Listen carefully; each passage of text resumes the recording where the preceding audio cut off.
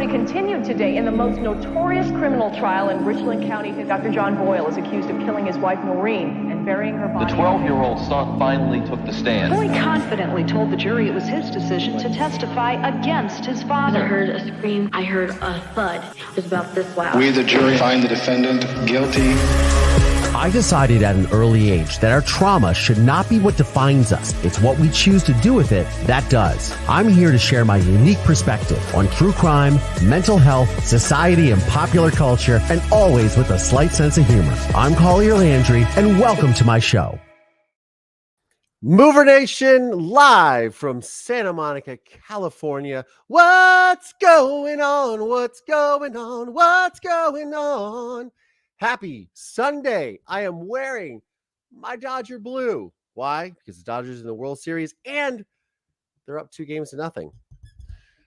I'm a proud Los Angelino. And here I am for you guys. Happy Sunday. It has been a doozy of a weekend. I'm running on minimal sleep. I apologize. I was a little under the weather the other day. Getting back to it, but thank you all for being here. Lots to talk about. A lot of you have weighed in on or asked me to weigh in on this Menendez Brothers thing. So we'll talk a little bit about that.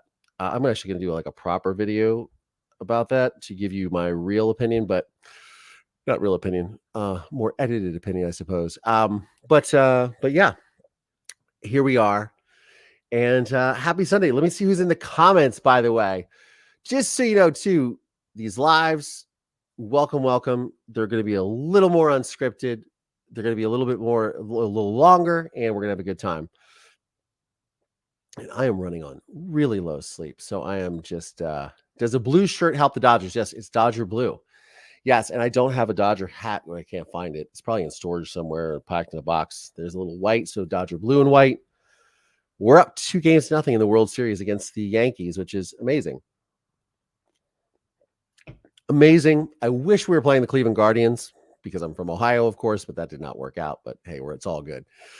It is all good. All right. So who is in the comments? Let's see. Wow, you guys have been here for a minute. Tina Luffman, thank you so much for being a member for 18 months. You're amazing.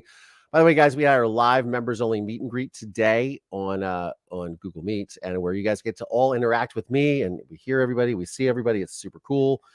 You guys get to actually meet each other in virtual person, I suppose. And it's a really cool thing. And so thank you. Tina was there. Karen Fan was there.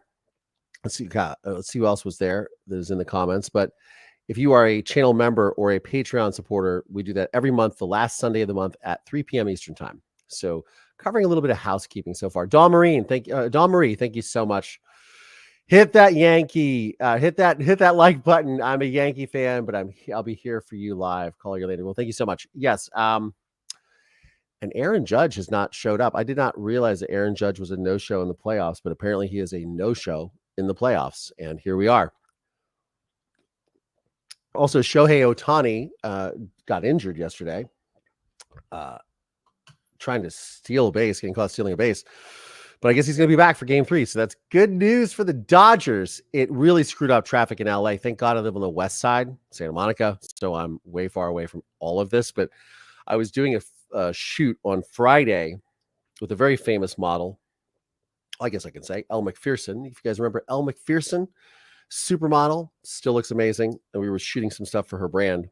But I was on the west side. I was like, and everybody else that was there, well, besides Elle, because her brother lives over in the Palisades, and she was staying over here in Santa Monica. And when they called me with the call sheet and they said, we're shooting in Santa Monica, I said, how far? Oh, a mile from my house. Fabulous. So I got to stay over here, but everybody else that had to travel back east at the end of the day got caught in all kinds of nasty traffic with Dodger Stadium, with the Lakers playing, with all this other stuff going on. It's Halloween weekend. Hey, everybody, it's Halloween weekend.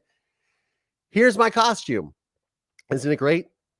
I guess I should have put a hat on. That would have been my costume. And I was hoping to have, there's a little Marisol. I was hoping to have a little costume for Marisol, but it didn't arrive yet. Now people are knocking on the door or something's going on outside the door. So she's very active. Anyways, thank you so much, Tina Luffman, for joining us.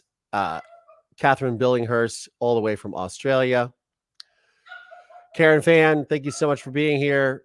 Carol Sue Scott, thank you so much for being here. All these guys were on the live meet and greet as well. Lynn Britton, thank you for being here.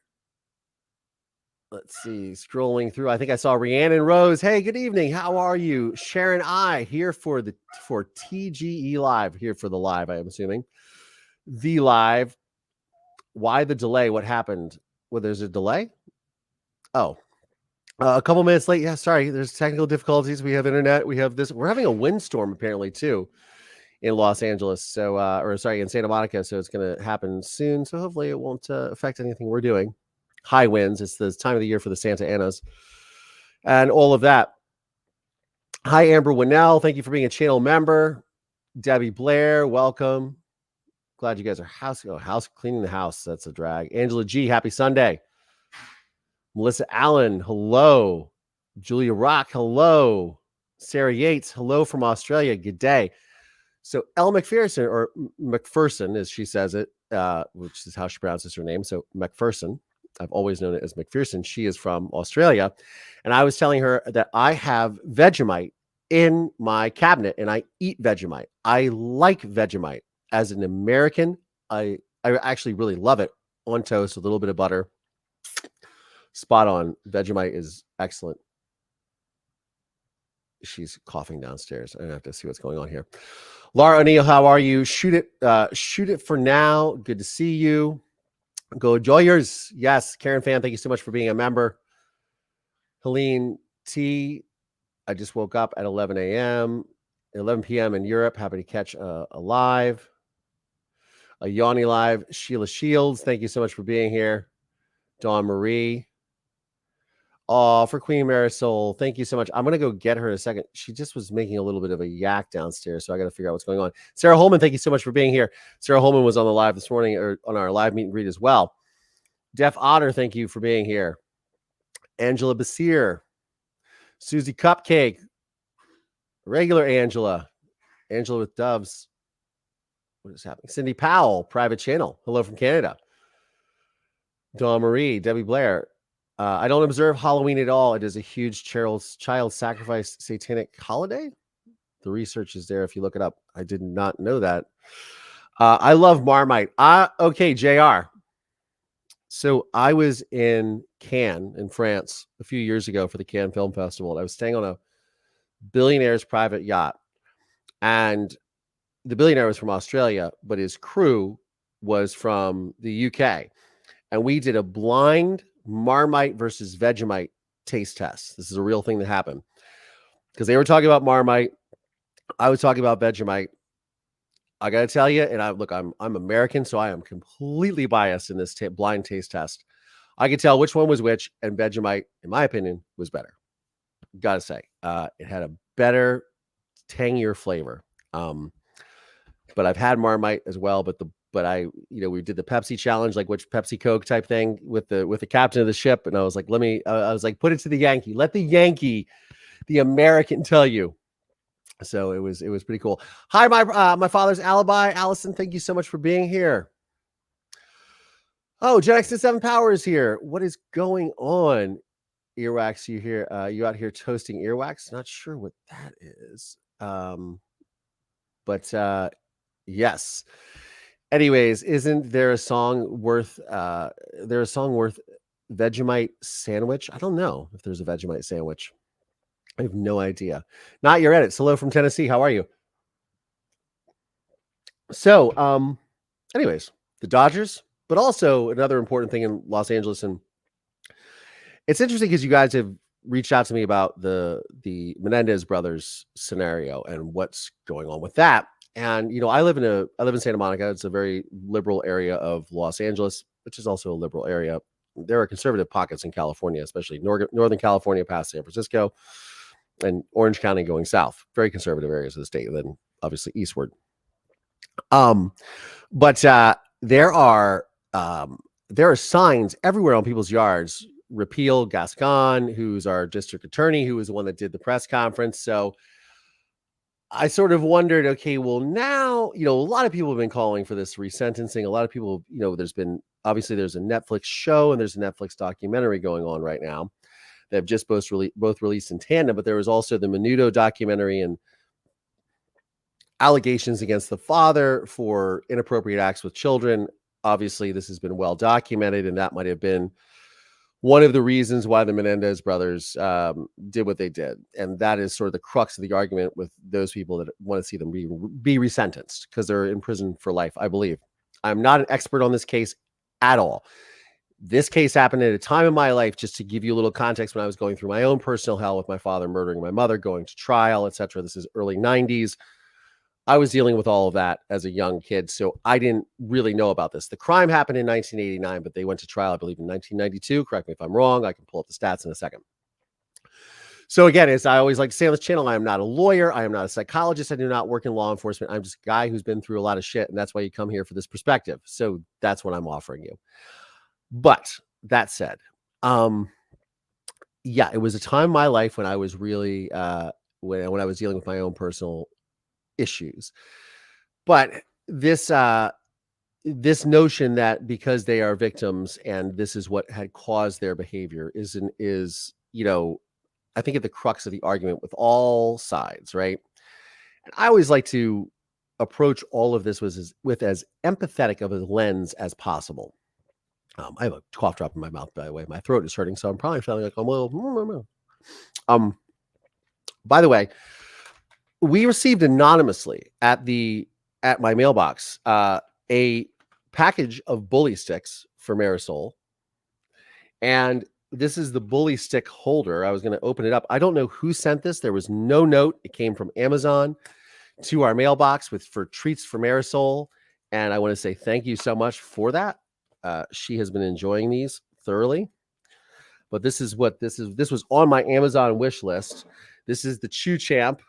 So you put the bully stick in there, and then, but I wanted to open it on camera in case it was one of you guys that did this. I want to say thank you because there was no note, so I can't thank anybody. So I have no idea where it came from, but thank you for getting it off of my Amazon wish list for Marisol, because she will love this. She's been eating the bully sticks. I already opened them up, but I haven't opened up the Chew Champ yet. So we'll play with that. That'll be great. But thank you so much to whoever donated this. Thank you very much. That's very sweet of you. She loves bully sticks. Even though they're like twice her size. She's a very lucky girl. Yes, she is. Yes, she is. Okay, so back to the Menendez brothers. So I've been seeing signs around my neighborhood with repeal Gascon. There's a lot of distaste in the mouth of Angelenos with him as prosecutor in his office. I don't get into local Los Angeles politics at all. It is a cesspool that I just choose not to climb into. I think it's, this is obviously a very populous city, 5th largest economy in the world, a big deal. And there's a lot of messy things that go on here. So I'm just like, I can't even deal with it. So, I don't really know. There's always problems with everybody, but they don't like Gascon. So I always was wondering what if that was something that pressured all of this. So I'm going to pull up this article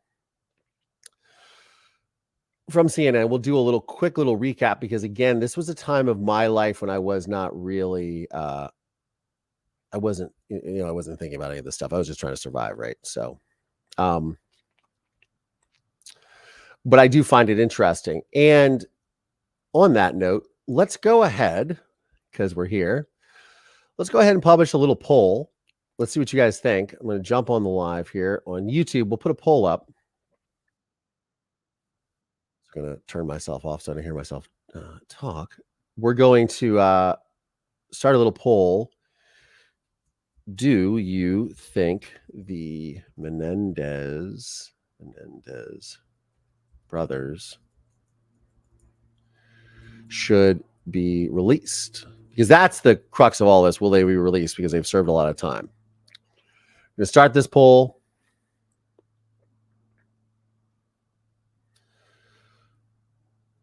And there's a lot of people. I'm going to keep track of this poll while we're here. Does anyone think the Menendez, Clive D, and Diddy interesting? I mean, frightening. I mean, there's a lot of weird stuff that's going on in the world right now, which often leads me to think of, is there, we think about the problems. Look, I'm an American citizen. I live here.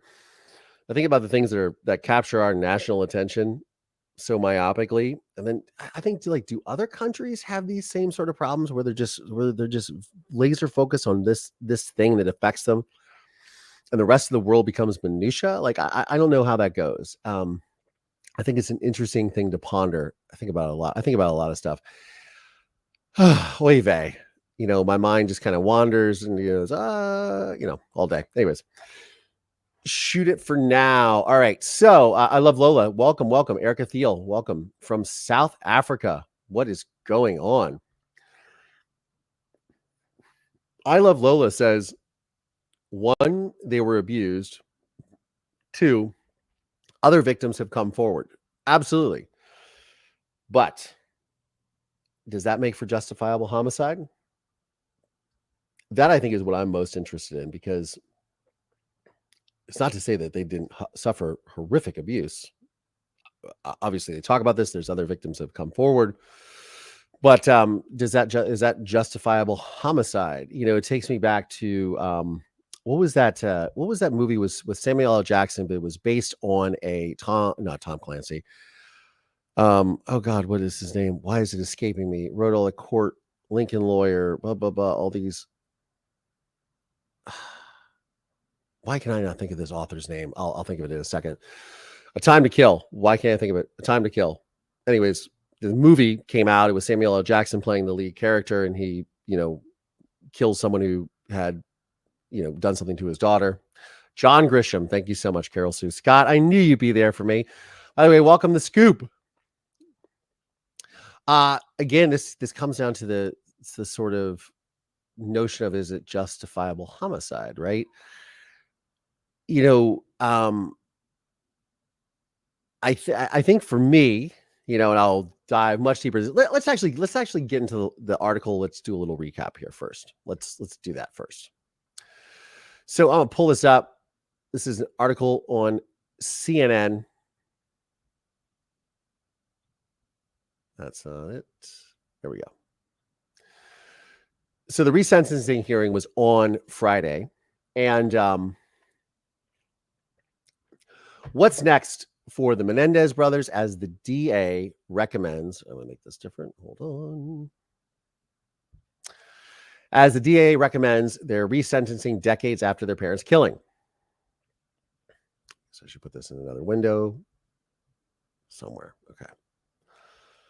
Let me fix this real quick. I really hate these ads. They annoy the living piss out of me.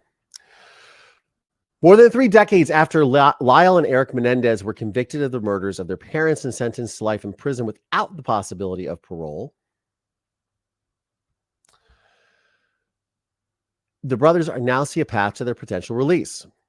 Los Angeles District Attorney George Gascon on Thursday filed a motion recommending a judge resentence the siblings, a decision that was a culmination of a review that came after the defense attorneys said in 2023 they had new evidence pointing to abuse by their father.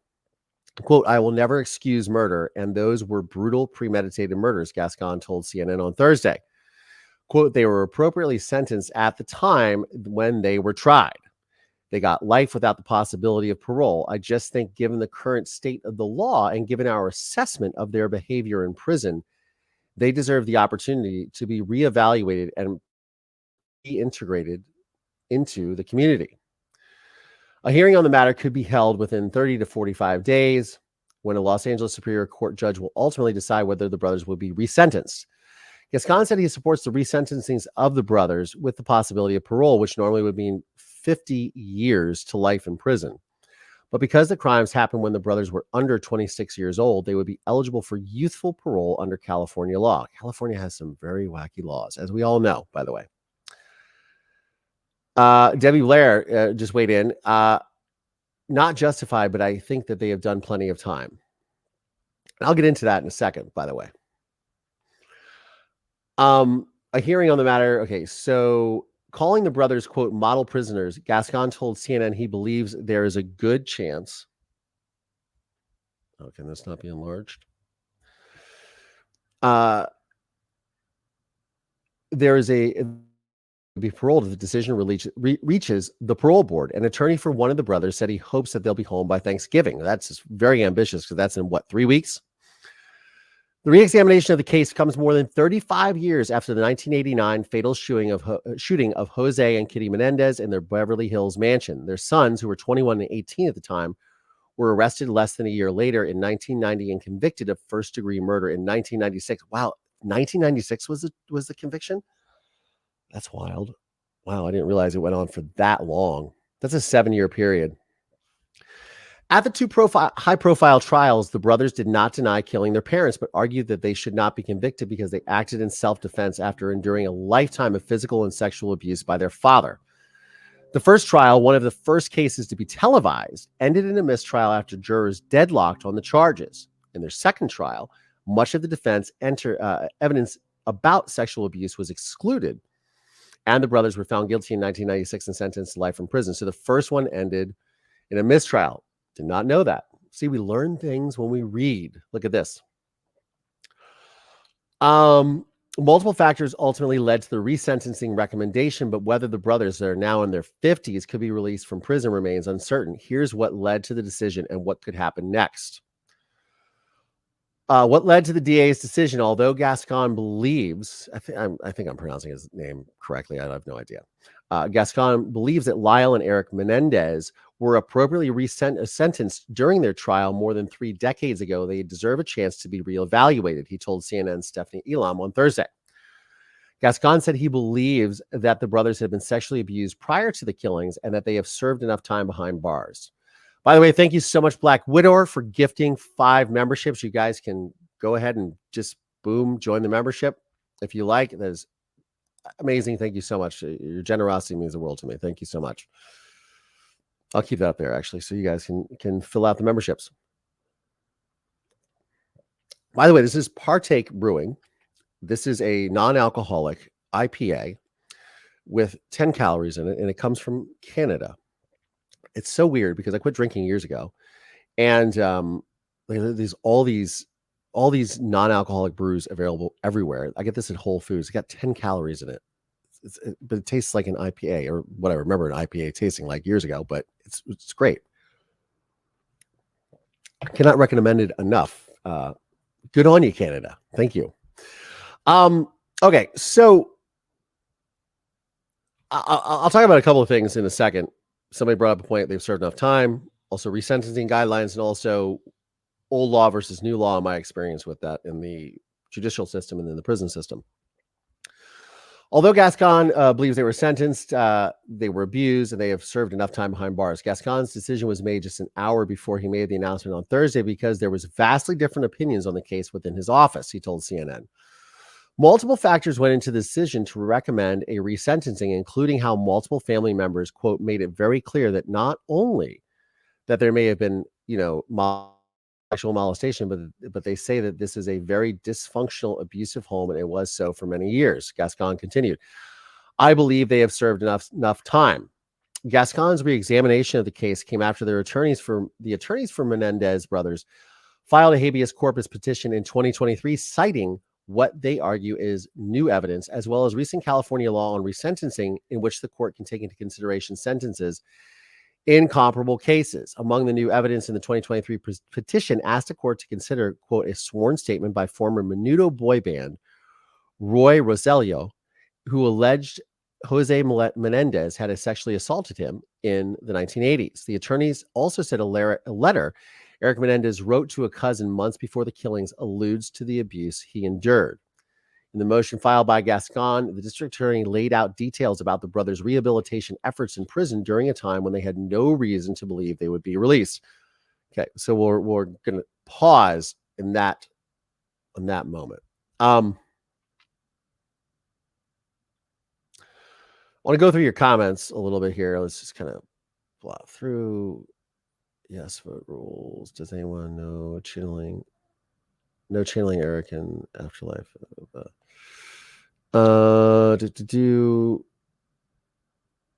Let me see. Go to our poll, by the way. 75% of you guys say 70 votes, 75% say, 74% say yes, and then no. So I would like to hear from you guys what you think and why you think that they should be A, resentenced, or B, not resentenced, right? That would be the first thing. What your position is on this, and then what you think about this in general, because okay, so my father will be up for parole. I think he is up for parole currently. He has served almost 34. Well, no, he has served 34 years in prison.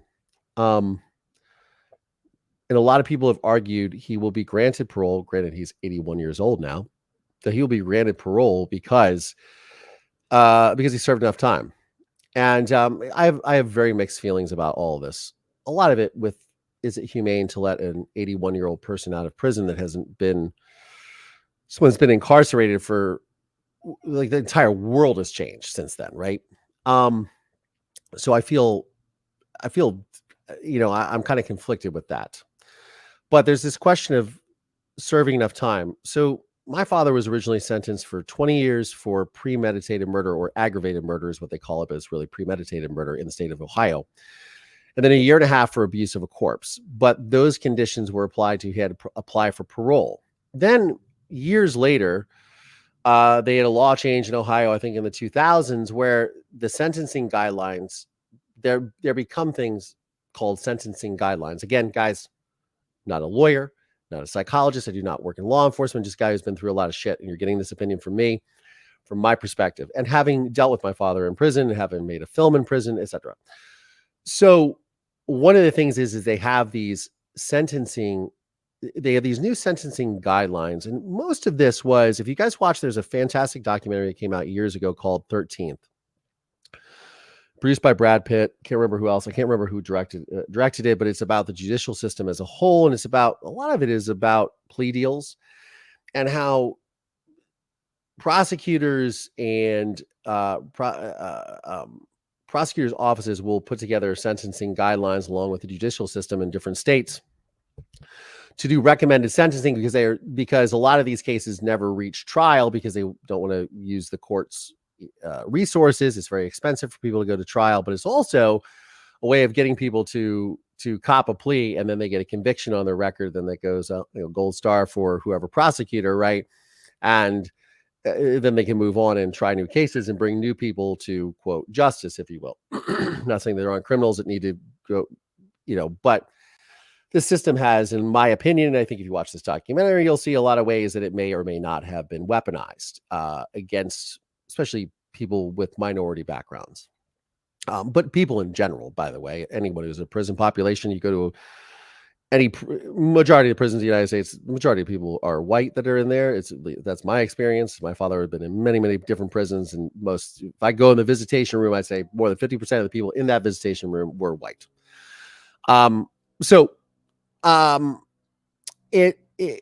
It's interesting with these plea bargains and these plea deals, because then there's mandatory sentencing if you are convicted. Okay, great.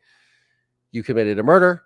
You go to prison for 25 years. Let's say there's a percentage credit time served. We see that a lot here in California because our prisons are so overrun here, that there's a real stretch on the resources of the system.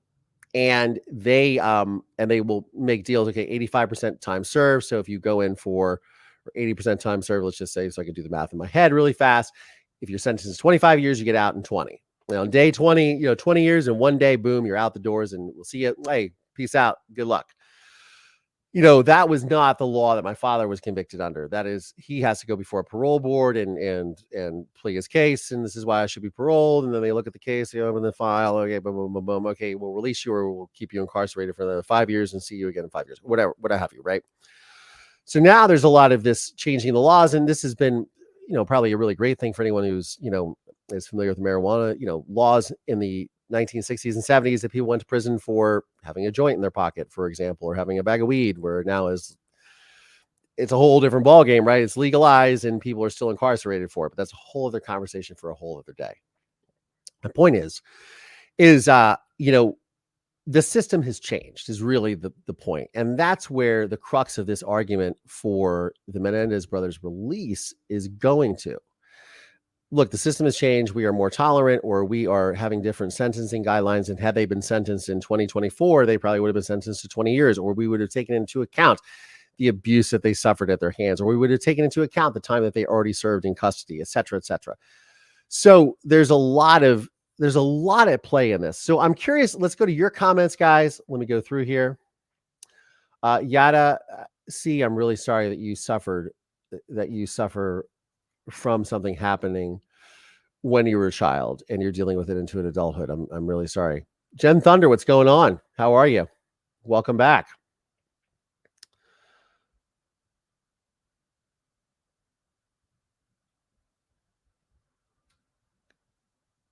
Karen, okay, I'm trying to scroll through to get some opinions here.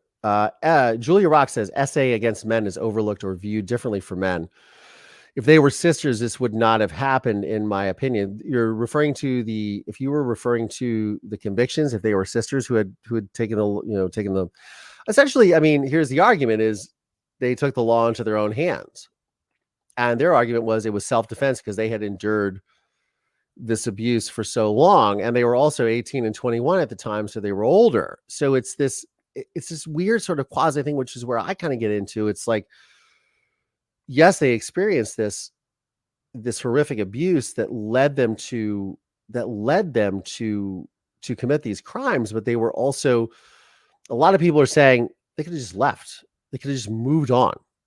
I mean, and that's easier, by the way, easier said than done. I'm somebody who's been through stuff like this. This is what we're talking about, by the way, just to be real. It's not like, oh yeah, it's a bruise, it's a flesh wound, it's a scratch. That's not what we're talking about. This is very serious stuff we're talking about. And so moving on, quote, I'm using that in air quotes, but that's usually people's responses. Well, you dealt with it, just move on with your life. Trust me, this has happened my whole life. So I know what this feels like. People don't take into account that, like, oh yeah, but that really sucked and that really affected me well into my adult years, right? So it's much easier said than done. Mystery Singer, welcome. Let's go back here. Let's see where you guys are at. So still 75-25, almost 100 votes. By the way, guys, please click that like button if you wouldn't mind. It helps with the algorithm. We have 90 people here. We only got 66 likes. Come on, guys. It's super. 101 people here. Like, just tell you guys, you don't even have to just like. That's what we want. Just helps with the algorithm, helps recommend the channel. Planet Shell says, I think they will be resentenced. I just don't know if they would get out as soon as they're hoping. Yeah, Thanksgiving Day seems very optimistic. That is I guess it's on the 28th this year. So that's a month from tomorrow. That's pretty ambitious, but like, who knows? Who knows? I haven't caught this live on this channel for a while, but thank you so much for being here. The lawyer said during their closing speech, which angered me, that guys don't get SA because there's no place to go. Are you serious? I mean, look, things like SA or sexual assault are very serious, but are often very much overlooked. Ask any woman in America, ask any woman in the world, not just America, ask any woman in the world when they've tried to come forward and how easy of a process that has been. It's, spoiler alert, it is not easy at all. And you're often not believed. So we're in this sort of weird moment in our society where, we're seeing more of these things, and seeing victims come forward and more attention placed on this, but people have been fighting for this for decades. And people aren't always believed. So it's easier said than done that they could have said, this is what happened to us, and they would have gotten off, or they would have taken that into consideration, or they would have taken that in consideration if they were resentenced. I think that's a big, big thing into this. Like, who do would you have believed them in the first place if there hadn't been all this evidence that came out of documentaries and all these people hadn't come forward, right? Because they were alleging this from the start. So, that would be, that's another way to look at it, right? One is maybe you shouldn't have taken the law into your own hands, but also, even if they had tried to really get the help that they needed when they were minors, would anyone have believed them? Would child services have stepped in? I mean, this isn't the 1980s we're talking about. It's a different era. Things were different. People were believed in different ways or disbelieved in different ways. And, again, Ask any woman that's encountered any of this sort of violence if they are believed right off the bat when they go into the sheriff's station or the police station to file a report. Just something to think about. Hit the like. Thank you so much. Amber Winnell says, if your father is ever paroled, I believe that there is at least at the very least, there's a chance of him posing a threat to the general population and his son from testifying against him. I mean, look, my father's very old. I live in California. I don't know. I hope he's in great shape. I haven't spoken to him in a very long time. So, yeah, I don't know. Putting a bag over, or yeah, that's about my father. So they, T11 says they did a show on the Menendez Brothers on Friday, and the lawyer said during her closing, oh yeah, we already talked about this. Their sons could have safely reported them. They were adults. Instead, they premeditated their own vigilante justice. Yeah, so I think that's part of the argument. Like, where do we stand on all of this? Granted, I think we feel for them because of what they went through, but also we're talking about very horrific murders, and we're talking about premeditated. And yeah, it's vigilante justice. And this is one of the things too. And I'm going to get into something that's a lot of people are very polarized about, but made a lot of people angry in 2020 is the George Floyd case. A lot of people talked about George Floyd and his record that he had at the time, and what had happened, but also Derek Chauvin, who is in prison, and the other officers. Should they have taken the law into their own hands? I think that was the most upsetting thing for me, is that they just decided to be judge, jury, executioner. I know, like, that is, and it's a mistake. Like, we don't live in the Wild West anymore. There is no, Wyatt Earp that comes in and says, this guy, let's go outside, let's do a duel, and let's, see who wins type of thing. I think that is that the vigilante justice angle of all of this is what really bothers people. I know it's what bothers me, and I know it was what bothers a lot of people who have been through violence or survived trials or the murder of a loved one, and it's a thing.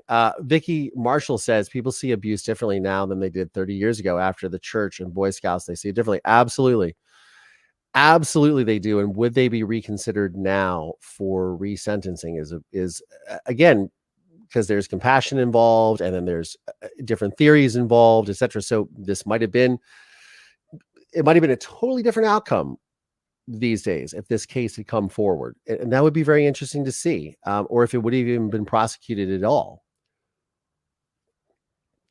or reduced in its charges as well. Cindy Powell, private channel, says all systems around the world are overbreached by people who are in jail for many years that are in time for release, and they reoffend, and they are put back into the same system again. Okay, so we are talking about the system of recidivism, which, again, I use the word system because these things are systems, and they are designed. Like, if you watch that documentary 13th, you'll understand what I'm talking about. But there are these systems that are these are put in place, and a lot of people get caught up in the snare of all of this. And it starts from very young. They get into the foster care system, the juvenile detention system, then it leads to their lack of economic opportunity, what have you, lack of educational opportunity where they can't pursue a career, and people just want to work, and then they become a criminal. Then it's a petty criminal. Then they go to 3 strikes, you're out. You go to prison for 25 years, you get out, but you don't know anything else because you didn't get rehabilitated in prison, because you didn't get offered new skills that you could offer the general public. That's why recidivism programs that try to reduce recidivism, that take on inmates, that try to get them jobs and working a fresh start, are really important in this country. It's something I feel very passionate about. I probably should talk a lot more about. I've seen it play out firsthand. It is a very positive thing, because there are many people who are incarcerated for things that are petty crimes. Stealing a car when you're 18 years old because you need money. Come on. You know what I mean? And there are people who are in prison for very serious crimes that should not be released, that should have to serve out their sentences. So you throw all that into the mix, and this ends up being a very interesting conversation in a lot of ways. And, it gets, of course, politicized, et cetera, et cetera. But the case of recidivism around this country, or I don't know if it's a worldwide problem, but it is a very serious problem here in the United States. Yes, Andrea Clark. Victims are often silenced. Absolutely. And yes, thank you so much, Gen X Granny. Sending love to everyone surviving trauma and healing. And look, we're here to openly talk about all this. If you guys feel that this is too much, you can step away. Please be kind in the comments, as we always say. That's why we have the moderators here. Look, I understand where you're coming from. I get it. I've been through it myself. So I hope that it's okay to talk about this in this forum. But again, if you feel like this is triggering, please just step away. I don't want anyone to feel pressure to be here or listen or watch. But I appreciate you guys being here. It's a very nuanced. There's a lot of nuance to this conversation too, and looking at these cases and what should happen with people who are incarcerated for these crimes or did suffer these types of things. I mean, when you look back at a lot of the chain of, for lack of a better word, the chain of title or the history of people who are incarcerated for a lot of different things, it's a lot of it is a learned behavior, right? They see it happen. They suffer this abuse and trauma as young people or children, and then they perpetuate the whole thing into adulthood, and that's a massive problem, right?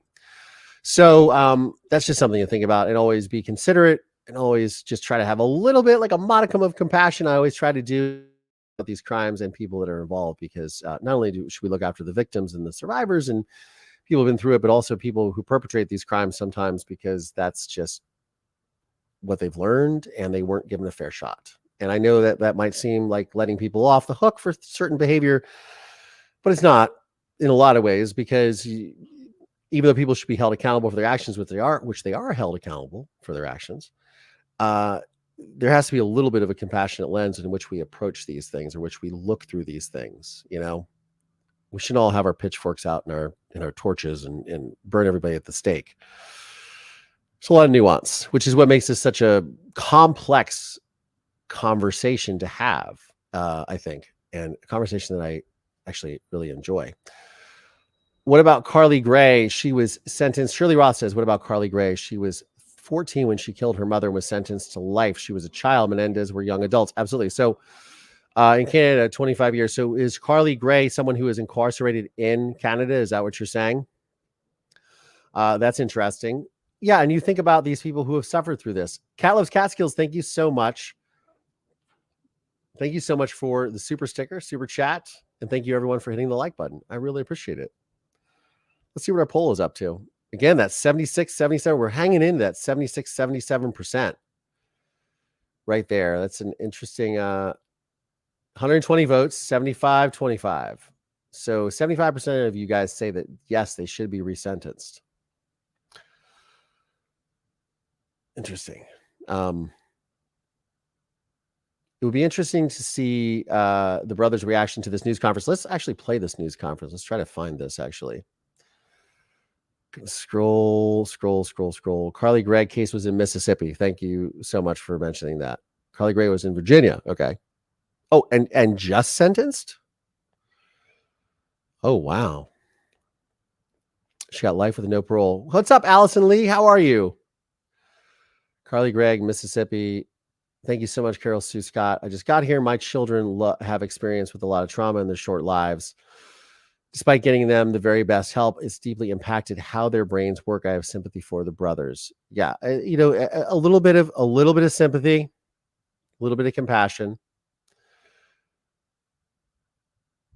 Not easy, but when you are honest, says Yada C, when you are honest and push, it can be done. I'm assuming that is referring to just getting out and just being and just adding the nuanced conversation to the nuanced conversation that we're having. Carly Gregg, Carly is a monster. 25 years seems like justice. Let her out then. Wow. Okay, so I'm not familiar with this Carly Gregg character at all, or this case.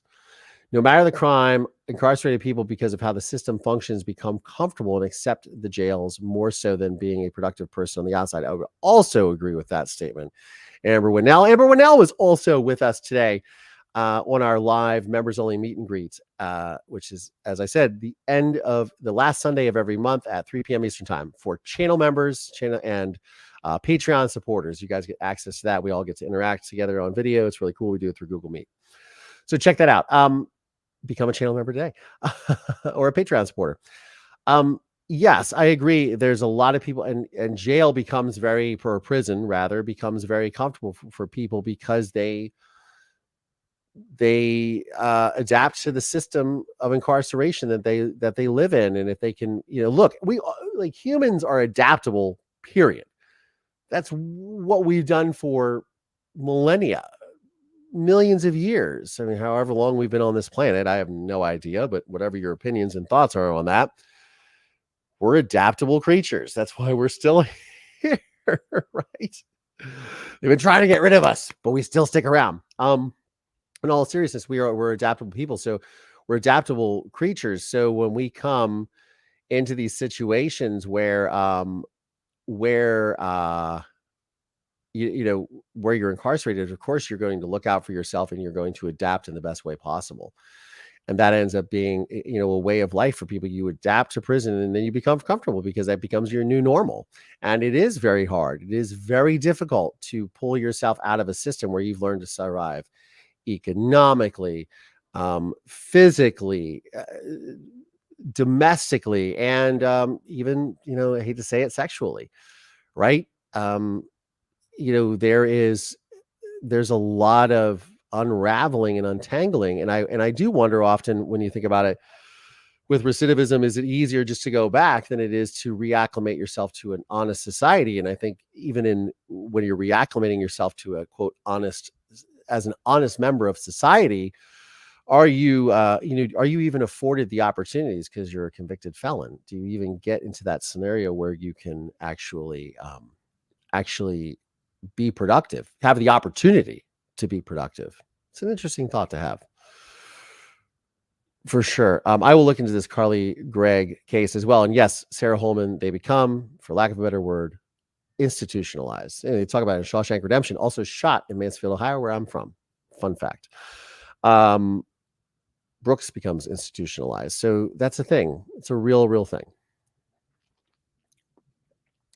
And yeah, especially if you have no support on the outside. Look, I remember going into the prison visitation rooms and seeing the families come in and just saying, it's not like when you get incarcerated, you just hang out in the same neighborhood where you are, or the same side of the state.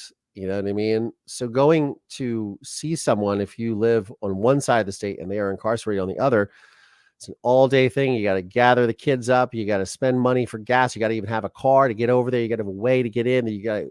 Everything in the prison system costs money. You want to put food on their commissary? Guess what? There's a surcharge for that. You want to put money on their commissary or get them stuff out of the vending machines to buy those little cards that you have to use to access the vending machines because you can't bring cash into the prison. That costs money, $2 to get the card, and then $18 goes on the card if you put a $20 bill in. So that gets sucked up, and then everything's overpriced. It's a profit money-making machine. It's horrible. 45 minutes late, but here, but catching alive. I'm so glad you're here for it. I'm here for it. There you go. I like your logo or your avatar. That's funny. Jackson Yannetti 2024. I mean, anybody but these two that are running. Can we, Marisol 2024, Can 2024, Eye Drops 2024. Oy vey, politics. Andrea Clark, unless drugs were used. What does this say? Hold on, I'm reading this. Gringo Latino, what's going on? Haven't been following Menendez case for release at all. What is the consensus of their chat? Is their abuse proven? Yes, I believe that there's been substantial evidence that has come forward from others that it is most likely that they, of course, were abused. I vote for the puppy dog. Ha ha ha. Yes, Amber Winnell. I vote for the puppy dog too. That's what I say. Marisol 2024. Absolutely, Marisol. Let's see if we can pull up this press conference. We'll watch a little bit of this. Let me see here. This will require a new lit window.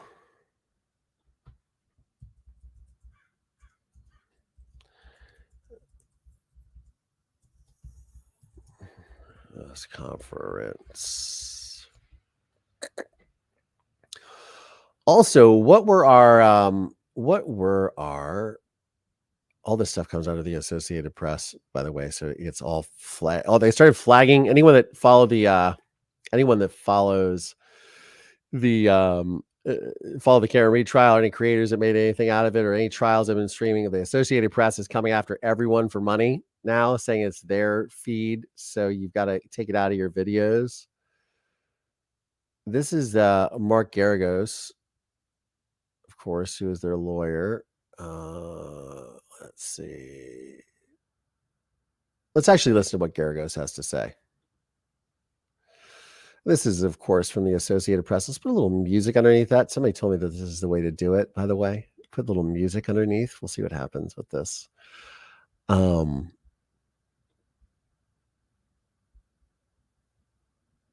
see here.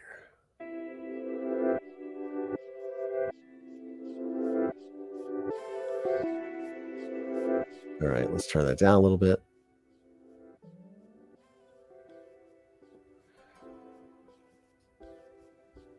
All right, let's see what Mark Garagos has to say. I'm going to start it where it actually starts, and we'll let this play. I'm going to go downstairs and check on the puppy, too. Okay, let's see here. Present. All right. Share screen. This is Mark Garagos' thoughts on what is happening.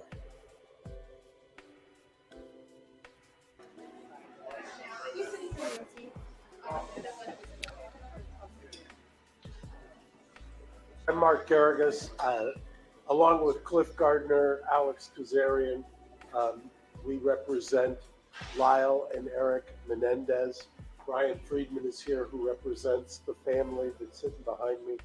On behalf of the family, I think I speak for all of them, that we thank the DA for what he did today.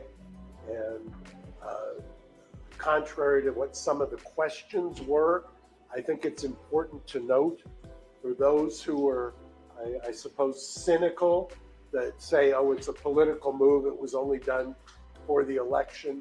I'm here to tell you that before there was ever any talk of an election, before there was ever any talk of whether or not he was down in the polls or anything else, this DA had taken seriously our writ of habeas corpus after Judge Ryan issued the request for an informal reply.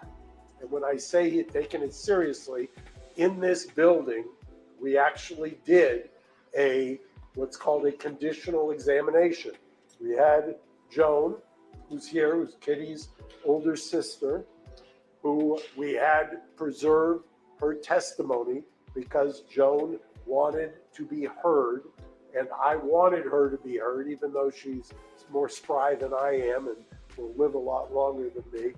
I wanted to make sure that everybody knew when I first took this case 18 months ago with Cliff, one of the questions we always got, and that I've always got, is, well, what about Kitty? And I've heard that, I can't tell you, innumerable times. And I'm the lawyer, so who's going to buy what I'm selling? However, I will tell you that the family is uniform in their resolve that these boys need to come home. And today is a monumental victory on that path. And let me explain to you why. The DA today initiated resentencing. Any minute may have already been done. They filed the request for resentencing in the criminal courts building, the Clara Shortridge Foltz building. Now what happens is it goes in front of a judge. That judge now will make the decision. What the DA recommends is just that. It's a recommendation. It's up to a judge to decide what to do. If there is a hearing, and I say if because there doesn't necessarily have to be one, but if there is a hearing, all of these family members who are behind me will be heard. All of these family members will uniformly ask one thing, which is, bring them home. Bring them home. Bring them home. Bring them home. Enough is enough. That's uniform. This is the family that knows them. It's the family that believes 35 years is enough. And we anticipate, I know that there was a couple of questions, and by the way, it's much cooler in this room than it was at the DA's office. We can afford HVAC over here. The part of what we plan on doing is highlighting the work that they have done, and the boys, I call them the boys, the brothers have done. I think it resonated with the DA today, and he mentioned the fact that they had, as of 2005, no hope. The Ninth Circuit had rejected their habeas. They had no hope, and they were basically resigned themselves to live the rest of their lives behind bars. You can go in two different directions at that point. They took a path that is not often traveled, and they have created programs. They have created green space programs. They have the love and support of an enormous family that has waited patiently for this day. I believe before Thanksgiving, they will be home. I still believe that.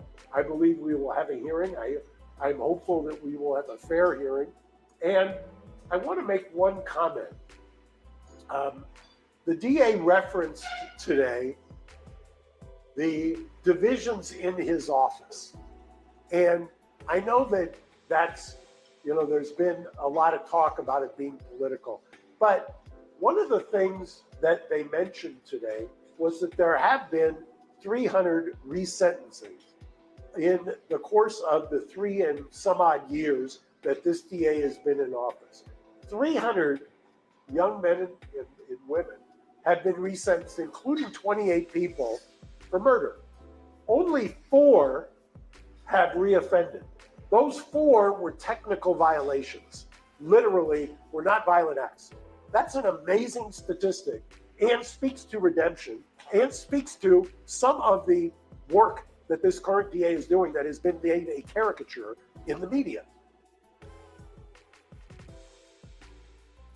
So I will say, hold on, is this music too loud? Can you guys hear this okay? We got to do this to sort of mask the Associated Press, since it's the Associated Press. Is this too loud? Oh, this is just loud because it's me.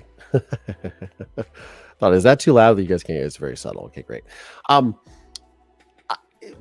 It's an interesting point that Garagos makes here because the reoffending on the technicalities and things like that versus the violent crimes. I mean, I don't know the political landscape here in Los Angeles other than it's just Los Angeles and it's crazy. But it is. Of course, you missed much, Christy Posh. You missed an hour's worth of conversations. You missed riveting entertainment. That's what you missed. Riveting entertainment. No, in all seriousness, I do like bringing attention to the fact that recidivism is a slippery slope. There's a lot of technicalities that can land people back being incarcerated because of things that happen. So, it is again, it's a slippery slope. Compassion leading with those types of things, but also opportunity for people. And, I know that we're focused here on the Menendez brothers because this is what we're talking about when we're discussing recidivism. I should make myself bigger. When we're discussing recidivism and when we're discussing these types of situations where people might deserve a second chance or might be or might have had reason, or there might be more nuance to the conditions surrounding the crime that they perpetrated. However, let's just keep it very real. This is a very high profile case. I remember it as a child. Very high profile case. There's a scripted television series and another documentary out about this. It's been on multiple media outlets for decades. There's been a lot of it, and Mark Garagos is here representing them, one of the most famous lawyers on the planet, and who's on television probably every single day talking about one legal case or another. And you have a lot of attention that has been thrown in this for 3 decades, give or take. I guarantee that there are, and this is really the crux of what I want to say. I guarantee that there are many cases, many cases, not only in the state of California, but in the United States, where there could be some mitigating circumstances that have surrounded situations that have led people to become incarcerated and perpetrate crimes. Again, it's all about nuance, right? There's a nuance around this if we look at it. But because those cases don't have a big famous attorney speaking out, don't have documentaries or series about them, or haven't been on Dateline or 60 Minutes or whatever news program for 2-3 decades, they don't get the same attention. And maybe those cases even deserve a little bit more of our attention. So something to think about. And I'm not here to push any sort of agenda other than compassion. But when we look at, and when we're thinking about the Menendez case, what it should lead us to is to also think how many other people whose voices have been silenced or have maybe not been heard at all, or were afraid to speak up, or didn't have the ability to speak up or defend themselves or put these narratives out there, right? Because the Menendez brothers grew up in Beverly Hills. They came from a family of wealth and means. Whatever way you want to swing that, they came from wealth and means, right? They had good attorneys. They came from wealth and means. High profile case.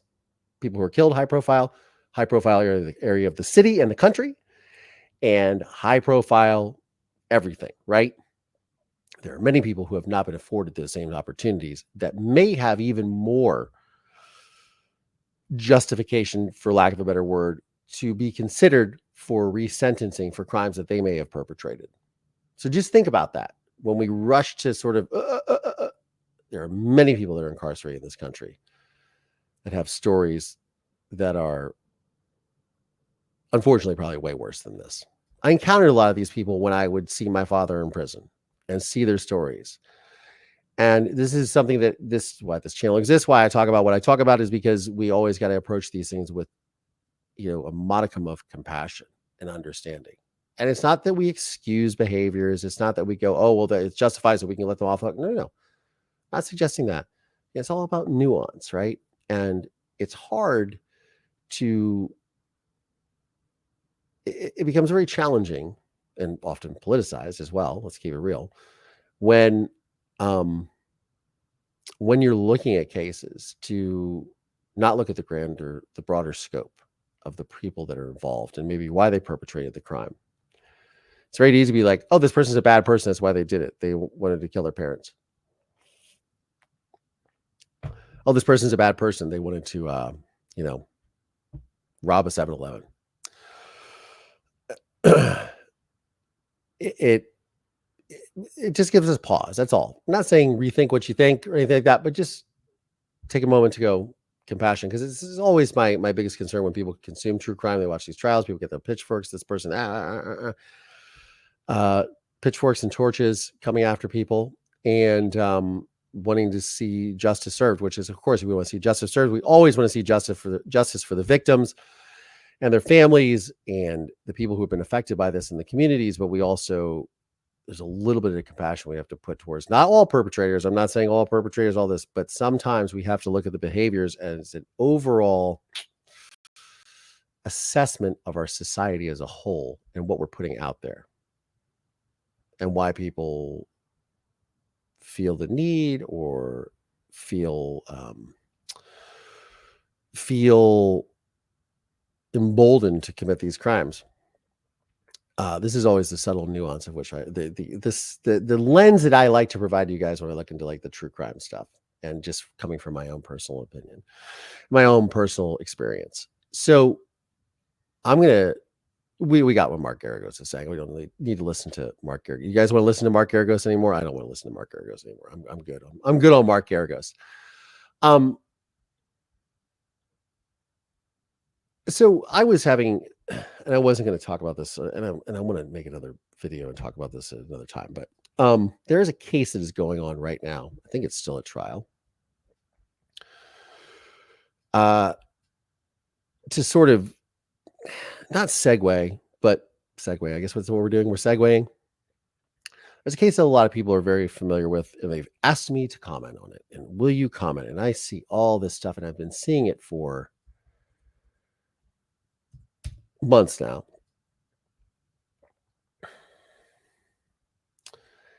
And this was the Sarah Boone trial. And she was obviously found guilty in the quote, what they've been calling for years now, the suitcase murder. And many creators on this platform and on other platforms have talked about this ad nauseum. And I can never jump on this bandwagon. And this is the reason why. And you guys come here, you like me, you know my story. Again, to reiterate for the cheap seats, not a lawyer, not a psychologist. I don't work in law enforcement. I'm just a guy who's been through a lot of shit. But my perspective onto these things, I feel is very unique. But I was talking to somebody the other day and they said, why don't you cover the Sarah Boone trial? Why don't you go? And I see so many creators and get huge. I would love to cover this because I'd love to get hundreds of thousands of views and really blow up and just talk about this ad nauseum. But the reason why I've never talked about this case, the reason why I'm only going to give it a little bit of airtime is because she was found guilty. And at the core, it is horrific for two reasons. And I know about this because I watch a creator that's talked about this case for months and months and months. And I've seen just like watching his, just seeing his thumbnails. Oh, new lawyer, new this, new that. So I'll pull this up. Sarah Boone verdict jury found Florida woman guilty in suitcase murder of boyfriend. And so a lot of you ask, like, Collier, why don't you cover this case? Why don't you talk about this? And every other day, it seemed like for a while leading up to this case, there was a lot of people saying, oh, she got a new lawyer, she got this and that. The biggest problem I have with this and biggest problem I have with true crime in general, or the consumption of these things and the salaciousness and the commodification of all of this, is that by doing so, we dehumanize people. There's a lot of dehumanization that occurs in true crime. And what really, honestly, what really brought me into talking about this and thinking about this and kind of getting esoteric with it or being reflective on it was last weekend. I covered a RICO lawsuit that was brought up, a civil lawsuit. We had some people come on. We opened up the phone lines, the whole thing, which we'll do in a second. But it's true crime creators and people jumping on bandwagons and people jumping on cases. And I see a lot of this, and look, I talked about the Karen Reed case. I interviewed people that were lawyers that were interested in it and offering commentary. It was interesting because after that happened, I saw more and more creators pop up on YouTube that are talking about, true crime and all this stuff and doing channels all of a sudden out of nowhere. People reaching out to me saying, I want to do a true crime. It's like a gold rush, right? First of all, there ain't no gold there, but second of all, for some people there is, but but also, there's a lot that goes into it, but there's a lot of people that want to jump on. And again, I go back to this sort of dehumanization of this material and the commodification of it and people's perspectives on it. So I was watching this creator, huge channel. I respect the guy a lot. He does great content. He's a lawyer. He offers a lot of perspective, but every time I would see these thumbnails, new lawyer for Sarah Boone, new lawyer for Sarah Boone. Oh, Sarah Boone, all these thumbnails of, she went through like 8 or 9 lawyers until she ended up with the lawyer that she had, which obviously didn't represent her very well, but I don't know how you represent her that well because of what the case was from everything I read. My point in with this particular case, which I thought was just horrific, was 2 things. There's what actually took place with the crime, which is a human being, a live human being zipped up into a suitcase and trapped and dying. That's absolutely horrific. Horrific. Now, whatever was engaged in any of that, but wherever that comes from, it's just That's I'm sure there are worse ways to die, but I can't imagine. I interviewed somebody recently, and they said that they felt like they had suffered very serious abuse at the hands of their father. They said felt that they were put into the oubliette. And if you are not familiar with what an oubliette is, but oubliette is a medieval dungeon. And it's one of those dungeons that was a hole that was dug into the ground with stone walls, and the door to the dungeon was an overhead gate. So there was no escape. There was no door you could grab and try to reach through and try to shake open. It was 20 feet above your head. Torture. So I felt, and I'm not here to get on a soapbox of moral or any of that nonsense. I'm not pontificating or saying in any sort of way that people shouldn't cover this or talk about it. But it was a very horrific way for a human being to lose their life. Horrific. On the flip side, you have Sarah Boone, who is clearly a very disturbed individual, going through multiple lawyers, then claiming she's going to represent herself. And I don't know any facts in this case. I know what I read. I know what I saw. I dabbled. I don't know the nuance. I don't know any of the. So before anyone jumps on me, I do not know a lot about this case, other than the broader perspective of what it is, which is what I'm concerned about. But you have someone who's clearly suffering from some sort of mental illness that becomes a sort of point of ridicule for people. And granted, she committed a horrific crime. But in a lot of ways, you see these people become subjects of, well, for lack of a better word, entertainment. And I recently saw a film called Joker, Folly Do, right? Joaquin Phoenix, my brother from another mother, Lady Gaga, fantastic film. I loved it. Amazing cinematography and incendiary acting. Go see it, but it's heavy, super heavy. That's one of the points of this film. It's the sort of commentary on the fact that we look at people who are not in the right mind, who are doing things and who are clearly disturbed. And we not only do we platform their mental illness, not only do we talk about it in a way that it becomes almost comedic, but we dehumanize it. And I understand that people who do horrific shit should be held accountable, and we should be like, screw them, and they should get the justice that they deserve. But at what point do we start to really become a little more compassionate and a little more self-reflective with ourselves? Self-reflective, that's double entendre. Self-reflective of how we look at these cases and how we think that they play out and what our perspective is on them and why we're talking about them. And we understand, I understand people tune into true crime content because they want to understand the mentality behind it, etc. But at some point, some of these people who become platformed think it's for the wrong reasons, and you're almost playing on mental illness. And I think that was one of the things about the Sarah Boone case that really, I saw so many people talking about it and laughing about it and making fun of it. And it's just sad. You have a person who was zipped into a suitcase, and that's how they died. It's pretty heavy stuff. I'm going to go to your comments, not to get into a downer. We're going to maybe open up the phone lines. We're going to kind of do it in the weird way that we had to do it before. Where's the... Of course, I never have the thing that I need. The little holders downstairs. Of course it is. But yeah, it's just a perspective. As I always say with the show, we always want to take a little bit of a pause with this type of stuff and just reflect and be like, okay, let's maybe think about why we consume it or why we talk about it, or not let it consume our lives. But, we're very quick to do this. And then you always also have to think, look, I am the son of a murderer and his victim.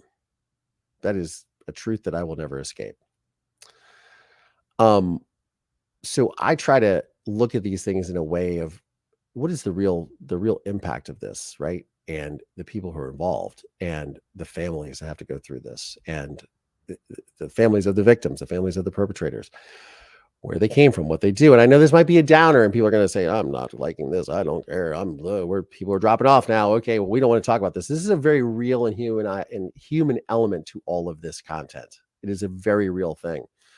And again, I started thinking about it last week when I was doing the live about the RICO lawsuit. We had Granny's Watching call in. We had other callers call in and give their opinion on what was going on with that. But the jumping on and the way that people talk about and they examine these types of things, and when it becomes a source of entertainment, or, again, we were talking about a 14-year-old boy who went missing and no one's found. Like, that should be the focus, not of this circus that surrounds these types of things. And there's often a circus that surrounds these types of things. And look, like, it's not just creators. Let's keep it real. It is the media at large. Look at the election. You talk about a circus and a fiasco. My God, that is for sure something. But you got to think about it in a way that, I don't know. Would I want my kids watching this? Not that I have kids, but would I want my kids watching this? Would I want to leave this? This is what I want to do? I don't know. So it's a lot to think about. Let's see where our poll is, by the way. Can we call if we were using our phone to watch? Oh, probably not. Because you have to use the phone to call. Or you have to use Google Voice. I don't know how you would do it. And guys, this whole live call-in thing is I got to hold the phone up. It's a whole thing. So just don't be prepared for excellence. It's a process. But it's also kind of fun. I like it. We like the process, respect the process, as we say. We will prepare a little makeshift tripod here. Let's see if I can turn this on. Let's turn the ringer on.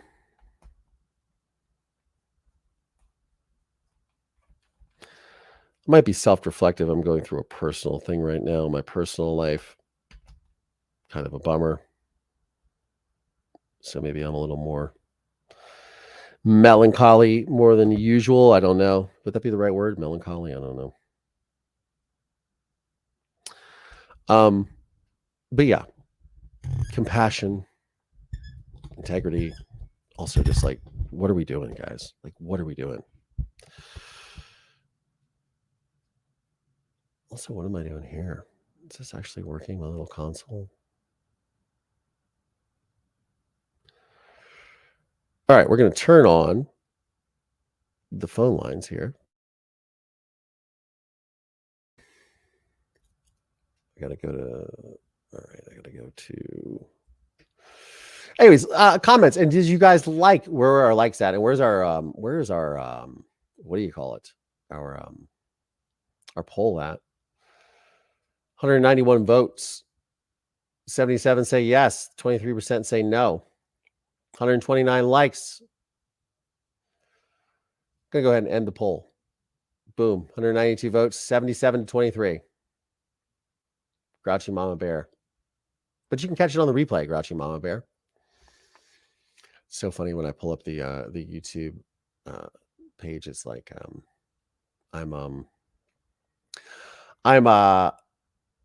it pulls up all my watch history, which is all politics lately. It's so terrible. I feel so embarrassed. That's why I don't want to show you what am I listening to. And then I discover all these creators and I dive down the rabbit hole. Did you guys see the interview with Donald Trump? I mean, I remember when I saw it came out, it had 3 million views. Now it's probably got 40 million or something crazy. I've not listened to it. Oh, what's going on here? Oh no. Internet issues. Are there internet issues now? Come on, man. Really? Oy vey. If anything deserves an oy vey. All right, we're going to lines. I'm going to make sure that it's working.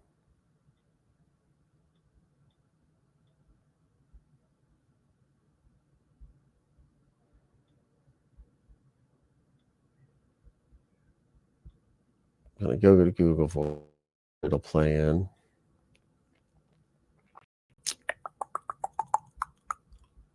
Okay. Off. Okay. We're all set. All righty. We're going to put the phone number at the bottom. I should have the scroll coming in. By the way, you can support this program also, not only putting the links in the show notes, but you can also support via Venmo, Cash App, or PayPal if you so choose.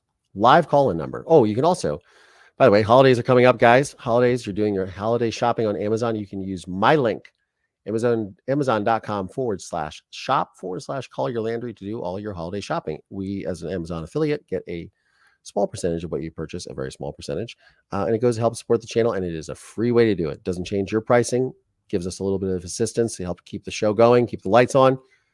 So if you're shopping on Amazon, that link is in the show notes of today's there. All right, live call-in number. Here we go. 323-446. Phone lines are open. We'll see what happens. Also, why am I getting internet issues? I don't like that. Do not disturb is off. We'll see who calls.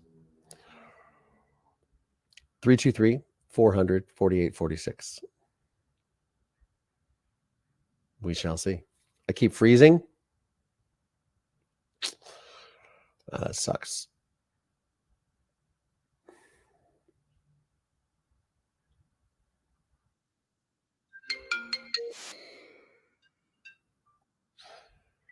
Hello, caller. You're live on air. You do not have to use your real name. Give us a name and where you're calling from. Hi, Collier. This is Angela from New Hampshire. Hi, Angela from New Hampshire. How are you? I'm good. Am I back feeding on your end? I don't think so. I think you're okay. I think you're hearing yourself. You're hearing yourself on your device, probably. Hello, caller. You're live on air. You do not have. Yes, you are. Nope. Actually. Oh, okay. Let me just turn it down there. Okay. Well, it's really nice to hear your voice. Likewise. I wanted to say thank you for everything that you've done and you've shared with us. I'm actually got you on my computer and I got my phone with an earbud on, so this is kind of funky for me too. So I had a personal question for you regarding the trauma that you have been through and the trauma that I don't know if you remember that I have been through with my brother being on 9/11.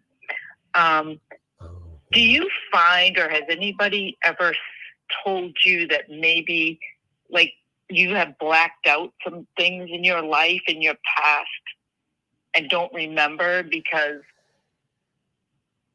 it's been 23 years for me, and people are telling me, don't you remember this or don't you remember that? And I don't remember anything at all whatsoever in my life. And I'm wondering if it's a traumatic thing that my brain is kind of protecting me in some form or fashion. Sure. Okay, so it's interesting you bring that up. I'm gonna hang up just so I'm gonna answer your question live. But thank you for calling. I'm gonna address this right now. Okay. So hopefully someone doesn't call it. I guess I didn't think that through very well. Should have just kept her on the line. Sorry, guys. Sorry. So one of the things, and thank you for your question. It's interesting because I didn't really think about this until I saw the movie Meet Joe Black. Did you guys ever see that? It was like Claire Forlani, Brad Pitt, obviously, was Joe Black, and then Anthony Hopkins, who was in it. Came out to early 2000s, late 90s. And I remember the crux of the film is young Brad Pitt meets Claire Forlani. They have this wonderful date. They have this moment. They part ways, and then he gets hit by a bus, and he comes back, and he's Joe Black and has no recollection or anything like that. But I remember seeing that film, and I started thinking about, and I've talked about this before, and I talked about this a lot with my father when I was trying to question him about what happened in a murder in Mansfield and why he murdered my mother. And I remember saying, and I said this when I was talking about the film or when I was doing speeches or whatever, talked about this on the program too, is I think about that when trying to get answers out of him. We really do black out those moments in our life that are so traumatic, it's almost like, could he even remember suffocating or beating my mother's head in? Maybe or maybe not. I don't know, because you block that out as a protection mechanism. So I agree with that.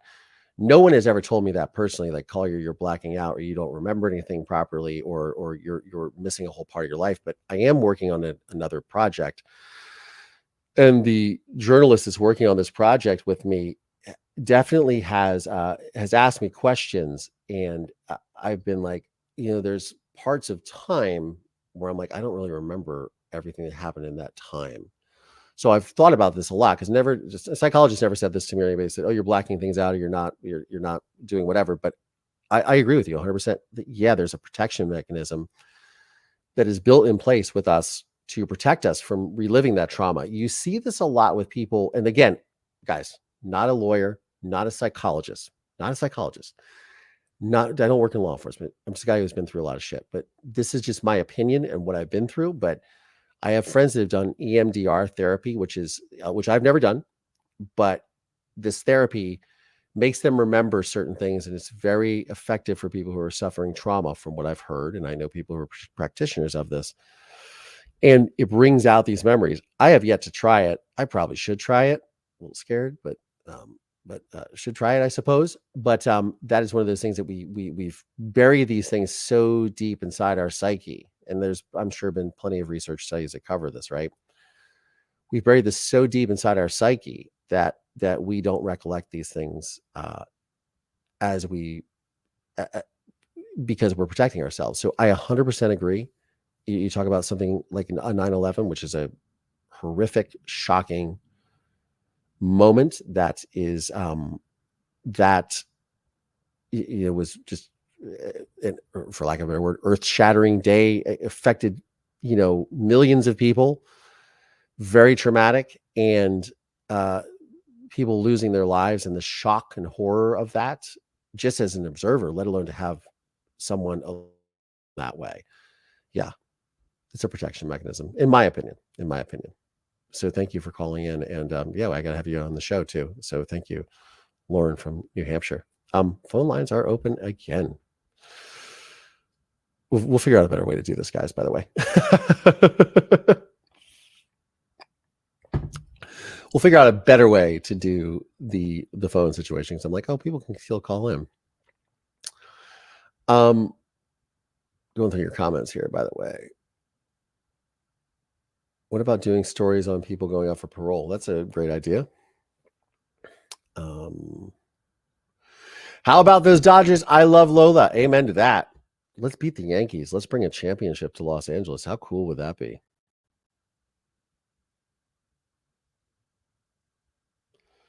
How cool would that be? Okay, phone lines are open if you guys want to call. And if not, that's okay too. But I can see all of that being around a very traumatic experience, just not remembering anything. Let me see if somebody else call. No. Okay. All right. Well, you do not have to call in. That is a great question, though, and that is something that I should actually probably bring a practitioner on to actually probably talk about. That's a great talking point to discuss on this program. I do have some therapists that are coming up that do discuss these types of things, and blacking out would be is one of those. Yeah, for sure.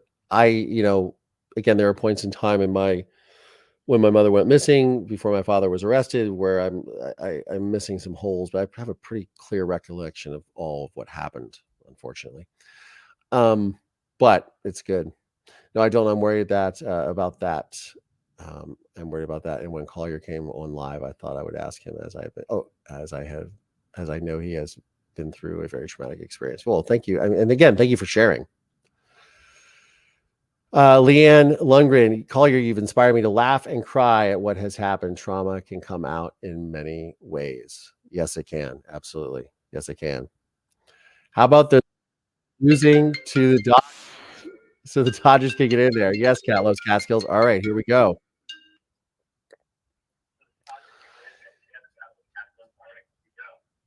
I would put that on mute. You are on the air. You are live. Who are you and where are you calling from? Hi, Collier. My name is Vicky.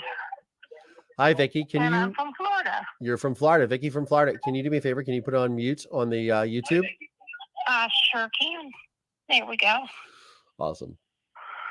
I don't even know what I wanted to ask now. Oh no, you just wanted to call and say hi. I mean, yes, I did. I wanted to call and say hi. I've been watching you for a while. I don't normally leave messages. I don't usually, I usually just listen. I don't normally say anything. I don't put messages out. I just listen to what everybody else has to say. Well, I support that. I've been through some pretty traumatic things in my life too. My brother was murdered. Oh, I'm so sorry. I'm so sorry. In our home, and I almost lost a son that night too. So, and the man who murdered him is now out of jail. I'm so sorry. I'm so sorry. He's been gone 17 years now. I'm so sorry for your loss and just the violation. Well, thank you, and I'm sorry for your loss. Oh, it must be very hard. So, being as though I did not do mine under the spotlight of TV. Yeah. It was interesting. How do you manage? How have you not just gone stark raving mad? Because sometimes I feel like I could.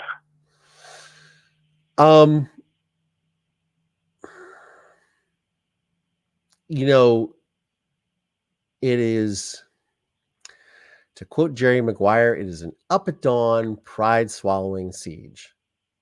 And it is something that you just set your mind that you're not going to let this overtake your life, overcome you. And you're going to do the best you can to put one foot in front of the other. It's, I remember somebody said one time, how do you eat an elephant? And the answer is one bite at a time. You just take it one bite at a time, one day at a time, 1 hour at a time, one moment at a time, one breath at a time, and just move forward. As long as you're moving forward, you're not moving back. And that might sound cliche, but that is the way I looked at it, of just moving forward. And I try, putting one foot in front of the other. And a little bit of prayer helps too. Not gonna lie, a little bit of prayer helps too. Oh, trust me, I do a lot of that. Yeah, I do a lot of praying, and you should be so proud of yourself. Well, thank you. I appreciate that. For being able to. I'm trying to think of the right way to put it. For being able to get on here and be vulnerable with everybody and show us your soul. Well, thank you. I appreciate it. That's what you're doing. You're showing us your soul. Yeah. And you're showing us that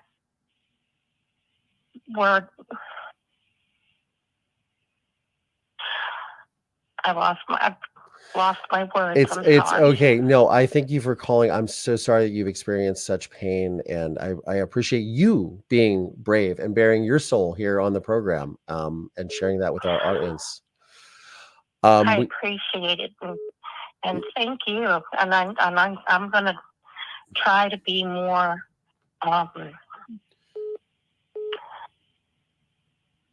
vocal. Oh, no worries. And you don't have to be. Just make sure you hit the like button. I always hit the like button. I'm being cheeky. I'm being cheeky. I watched you with Brian when you were with LPL. Uh-huh. So. Oh, well, thank you. And I've actually watched you for a while. And like I said, I don't normally call and I don't normally message and say things. I just listen. Well, I appreciate it. In. But I also appreciate Thank you and calling in. Thank you so much. You have a wonderful day. You as well. Bye-bye. You are live on the air. Who are you and where are you calling from?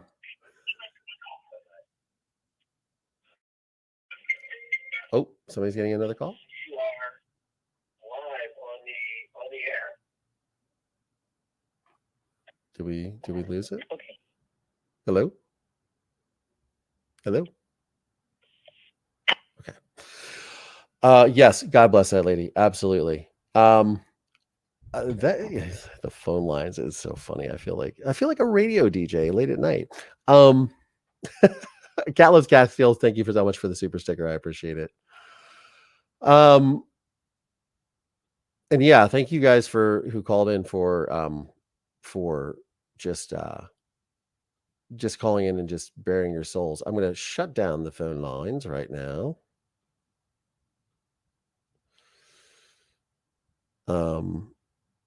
Yeah, but I appreciate everyone that called in. We're going to do we'll start the live call-ins a little later, or a little earlier rather in the program. We're still working this out. We're figuring out this new live format, and I love being able to have you guys call in because I think I don't know. I think it's kind of fun. I hope you guys do too. And I appreciate you guys just sharing and opening up, not just for those who call, but obviously you guys in the chat and you guys interacting with one another. I really appreciate it.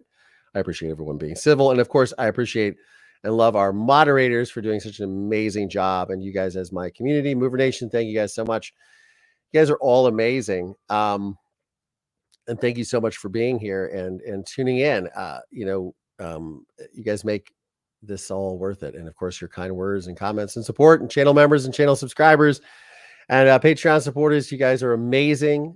Mover Nation, hey, go Dodgers. Game 3 in New York tomorrow night. We'll have to tune in. We'll see what happens with all of that. I'm very excited. But on that note, as I always say in the show, as I said on my diatribe earlier,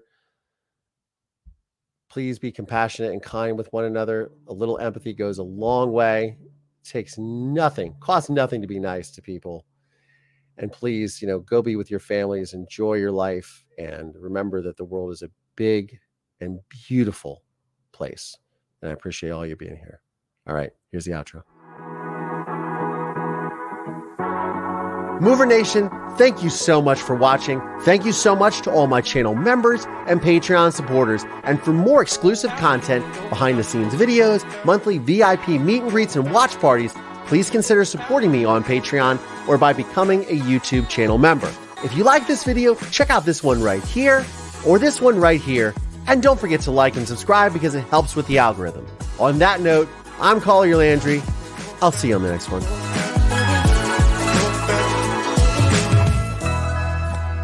Good girl, Marisol. Good girl.